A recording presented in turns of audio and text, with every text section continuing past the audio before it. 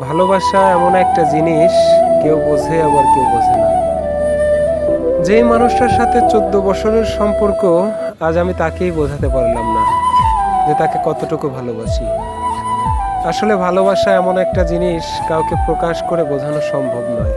কেউ যদি মন থেকে বোঝে, সেটাই ভালোবাসা।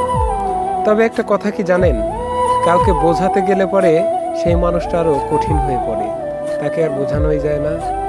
তবে সম্পর্ক টিকিয়ে রাখার জন্য সর্বপ্রথম কোন জিনিসটা বেশি দরকার জানেন?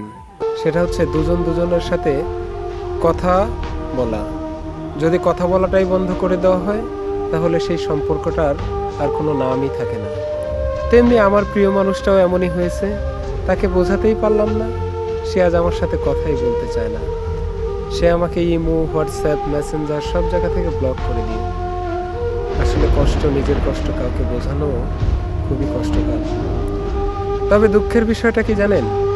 সবচাইতে বড় দুঃখের বিষয়টা হচ্ছে তাকে আজ আমি বোঝাতেই পারলাম না।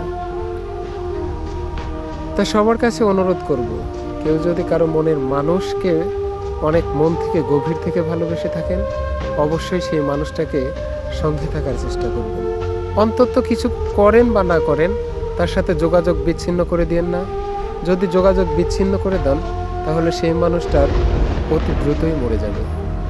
যেমন আমি ধুকে ধুকে মরছি।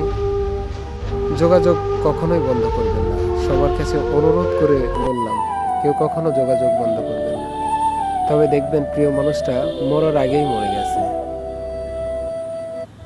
ভালোবাসা আসলে কখনো স্বার্থ দিয়ে হয় না জানেন, ভালোবাসা হয় মন থেকে। আর সেই দুটি মনের মিলন যদি হয়ে থাকে, তাহলে তাকে কখনোই ভোলা সম্ভব নয়, কারণ সে আমার রক্তে মিশে থাকে। প্লিজ আপনাদের কাছে অনুরোধ রইল, কেউ কারো মনের মানুষকে কষ্ট দিয়ে চলবেন না।